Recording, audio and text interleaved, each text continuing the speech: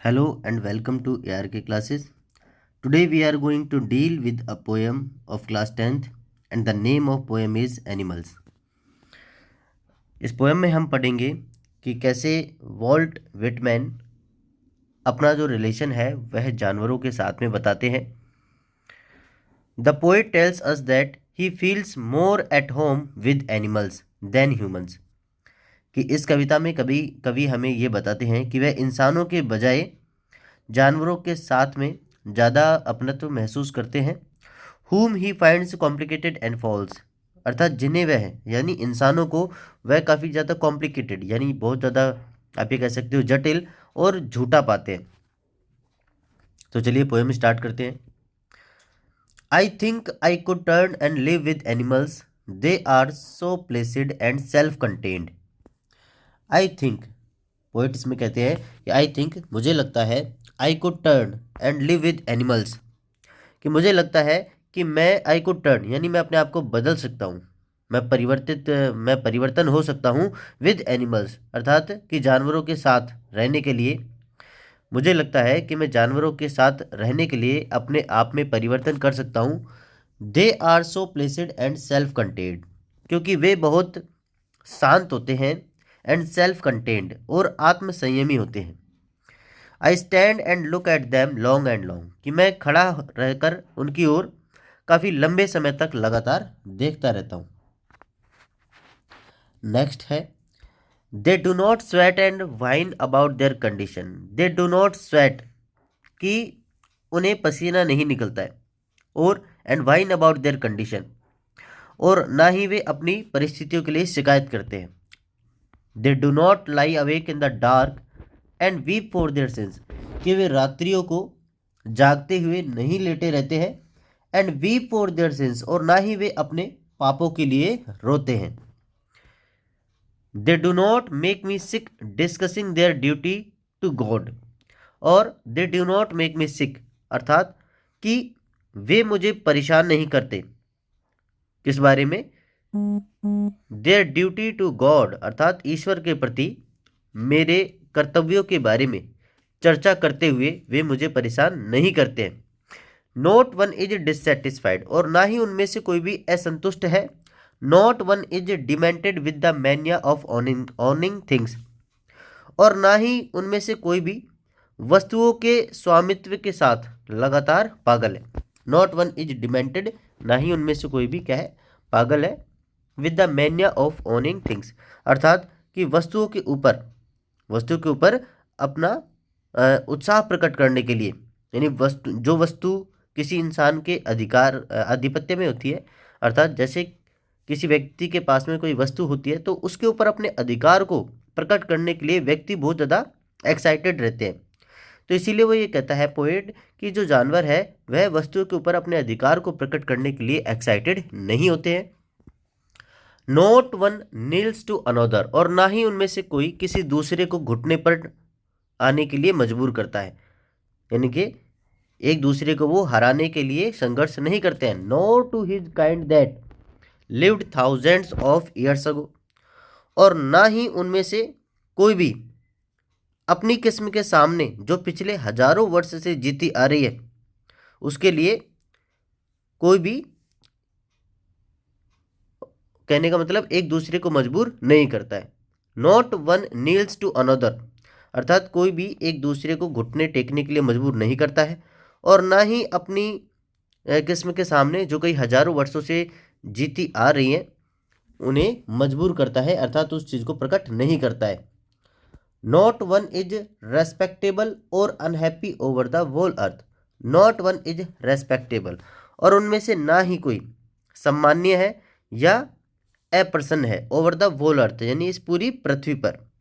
अर्थात इस पूरी पृथ्वी पर कोई भी जानवर सम्मान्य या अप्रसन्न नहीं है. So they are show their relations to me और इसीलिए वे अपना रिश्ता मेरे साथ प्रकट करते हैं. एंड आई एक्सेप्ट देम और मैं उन्हें स्वीकार करता हूँ. They bring me tokens of my self. They bring me tokens of my self अर्थात वे मेरे लिए अपनत्व का संकेत लिए आते हैं. They evince them plainly in their positions लेकिन they evince them plainly in their positions, अर्थात लेकिन वे बिना बोले अपने भावों को, और जिनमें किसी प्रकार की कोई मिश्रण नहीं होता है, और वे इस प्रकार से अपने भाव को बिना बोले मेरे सामने प्रकट करते हैं। They evince them plainly in their position, ठीक है, अर्थात अपने स्वामित्व में, और वो मुझे एविंस यानी क्या करते हैं, प्रदर्शित करते हैं। I wonder where they get those tokens, कि मुझे आश्चर्य है कि उन्हें ये टोकन्स यानी कि ये जो गुण हैं वो कहाँ से प्राप्त हुए हैं। I wonder where they get those tokens, अर्थात कि मुझे आश्चर्य होता है कि उन्हें ये संकेत कहाँ से मिले हैं, वे कहाँ से प्राप्त करते हैं। Did I pass that way huge time ago, क्या मैं उस रास्ते से बहुत समय पहले गुजरा था। एंड नेग्लिजेंटली ड्रॉप देम, और क्या मैंने इन्हें अनदेखा कर दिया, अर्थात नेग्लिजेंटली यानी अनदेखा कर दिया, ड्रॉप देम यानी उन्हें छोड़ दिया, यानी कि इग्नोर करते हुए क्या मैंने उन्हें छोड़ दिया। तो यहाँ पे पॉइंट कहता है कि मुझे आश्चर्य होता है कि ये जो जानवर हैं वे ये संकेत कहाँ से लेकर आते हैं। क्या मैं भी उस रास्ते से बहुत समय पहले गुजरा था, और क्या मैंने असावधानी से जानवरों से ये सीख पहले नहीं ली, अर्थात मैंने असावधानी से इन चीज़ों को छोड़ दिया, और मैंने जानवरों से ये सीख पहले क्यों नहीं ली। इस बात के लिए वॉल्ट व्हिटमैन इस पोएम में अपनी फीलिंग्स को जाहिर करते हैं। तो अब इस पोएम की समरी देखते हैं। What is the summary of the poem. The poet is such a staunch admirer of animals that he can go on observing them for hours together, कि इस कविता में जो पोएट है वह जानवरों के गुणों का बहुत अधिक प्रशंसा करता है, और that he can go on observing them for hours together, कि वह अपने कई घंटे उन्हें ऑब्जर्व करते हुए बिता सकता है, उनका निरीक्षण करते हुए बिता सकता है। He finds them to be so calm and composed that he longs to turn into an animals in order to live with their mist, और he finds them to be so calm, वह उन्हें इतना ज़्यादा शांत and composed that ही, और इतना संतुष्ट पाता है that he longs to turn into an animals in order to live in their mist, और कि उसकी इच्छा है कि वह भी जानवर में क्या हो जाए, बदल जाए, अर्थात वह जानवरों के साथ में रहने के लिए उनके जैसा होना चाहता है। In order to live in their mist, अर्थात उनके बीच में रहने के लिए। He admires the animals sense of self contentment, कि वह जानवरों के आत्मसंतुष्टि के भाव को एडमायर करता है, प्रशंसा करता है। For they have no grudges और grievances and are never heard complaining about their circumstances, क्योंकि उनके अंदर इतनी ज़्यादा आत्म संतुष्टि होती है कि वे कभी भी किसी भी परिस्थिति के लिए एक दूसरे से शिकायत नहीं करते हैं। They have a clear conscience and they suffer no sense of guilt, कि उनकी चेष्टा एकदम शांत होती है, एकदम साफ होती है। And they suffer no sense of guilt, और वे किसी भी प्रकार के गिल्ट यानी दोष के लिए, गलती के लिए किसी भी प्रकार से सफ़र नहीं करते हैं, अर्थात किसी पछतावा उन्हें नहीं होता है किसी भी दोष के लिए या किसी भी गलती के लिए। For the concept of what is right and what is wrong does not exist in their world, क्योंकि क्या सही है और क्या गलत है, इस तरह के जो कंसेप्ट है वो उनके संसार में एग्जिस्ट नहीं करते, ठीक है। उनके संसार में ये चीज़ अवेलेबल ही नहीं है, ठीक है, उपस्थिति नहीं है कि क्या सही है क्या गलत है। Having no hypocrisy they do not discuss their duty to God, और इस प्रकार से हैविंग नो हिप्रोक्रेसी, इस प्रकार से उनके बीच में कोई मतभेद ही नहीं है, और they do not discuss their duty to God, और इस प्रकार से वे अपने ईश्वर के प्रति कर्तव्य के बारे में डिस्कस नहीं करते हैं। They neither have any trace of discontentment, और डिसकंटेंटमेंट अर्थात कि असंतुष्टि का कोई भी उनके पास ना तो कोई निशान है, मतलब असंतुष्टि का ना ही कोई ट्रेस यानी कि निशान है। No do they have any craze for amazing material positions, और ना ही वे किसी प्रकार की वस्तुओं के ऊपर अपने आधिपत्य को, अपने अधिकार को प्रकट करने के लिए उनमें से कोई भी, कहने का मतलब अमेज नहीं है, यानी कि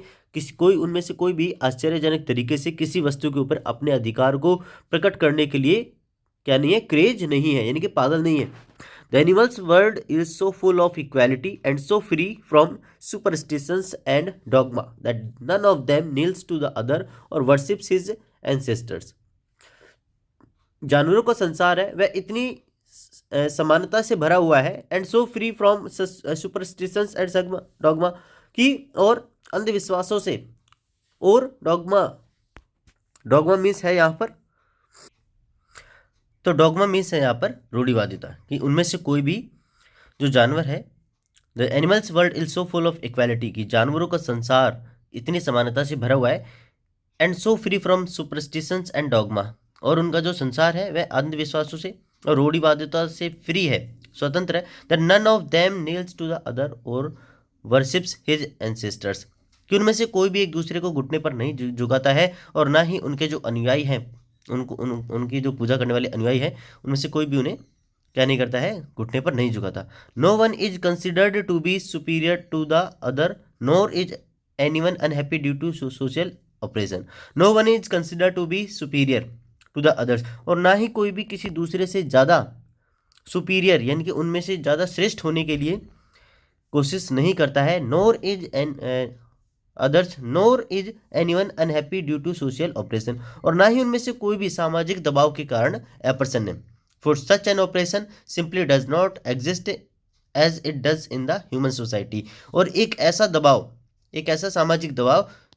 सिंपली डज नॉट एग्जिस्ट जो कि उनके समाज में एग्जिस्ट नहीं करता है यानी कि उनके समाज में उपस्थित ही नहीं है as it does in the human society जैसा कि ये मानवीय समाज में उपस्थित होता है यानी मानवीय समाज में जो एक ऑपरेशन की जो भावना अर्थात लोग एक दूसरे को के ऊपर दबाव बना करके रखते हैं इस प्रकार की कोई भी भावना जानवरों के समाज में उनके सोसाइटी में एग्जिस्ट नहीं करती है animals maintain and enjoy relationships of mutual respect and equality कि जानवरों के बीच में एक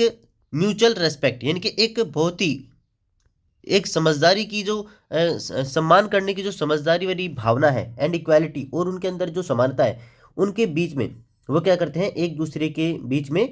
जो रिलेशन होता है उसे मेंटेन रखते हैं नियंत्रित रखते हैं और इसे एंजॉय भी करते हैं एनिमल्स मेंटेन एंड एंजॉय कि जानवर जो है वो नियंत्रित रखते हैं एंड एंजॉय और एंजॉय करते हैं रिलेशनशिप्स यानी कि उनके संबंधों को ऑफ म्यूचुअल रेस्पेक्ट यानी कि उनके बीच में जो आपसी संबंध है और जो सम्मान की जो भावना है उसके रिलेशनशिप को एंजॉय करते हैं और उसे नियंत्रण में रखते हैं एंड इक्वालिटी और जो समानता सम्मान और जो समानता है उसे which is something that the poet greatly admire जो कि कुछ ऐसा है जिसका जो पोइट बहुत ही अच्छे रूप से उसकी क्या करता है प्रशंसा करता है animals possesses some noble traits that once belong to human beings कि animals possesses some noble traits कि जानवरों के अंदर एक ऐसी अच्छी गुणवत्ताएं हैं जानवरों के अंदर कुछ ऐसी अच्छी गुणवत्ताएं या विशेषताएं हैं that once belonged to human beings जो कि कभी मानवीय मनुष्यों के समाज में हुआ करती थी the poet wonders whether animals have picked up those qualities that have been negligently shared by man over the passage of time the poet wonders whether animals have picked up those qualities कि जानवर कि जो poet है वो इस बात पर आश्चर्य प्रकट करता है कि किस प्रकार से जानवरों ने उन क्वालिटी को यानी उन गुणों को क्या कर लिया है ग्रहण कर लिया है कि किस प्रकार से उन गुणों को जानवरों ने ग्रहण कर लिया है that have been negligently shared by man over the passage of time जो कि मनुष्यों के द्वारा समय पैसेज ऑफ टाइम यानी कि किसी समय के साथ में उन मनुष्यों ने उन क्वालिटीज़ को छोड़ दिया बट इग्नोर कर दिया लेकिन जो जानवर है उन्होंने उन क्वालिटीज़ को छोड़ा नहीं बल्कि उन्होंने ग्रहण किया है तो इस प्रकार से जो पोइट है जानवरों के अंदर की जो क्वालिटीज़ है उनके साथ में किसी तरह से अपना रिजेम्बलेंस प्रकट करते हुए उनका रिलेशन अपने साथ में बताता है आई होप कि आपको ये पोएम समझ में आई होगी मिलते हैं नेक्स्ट वीडियो में till then take care and good bye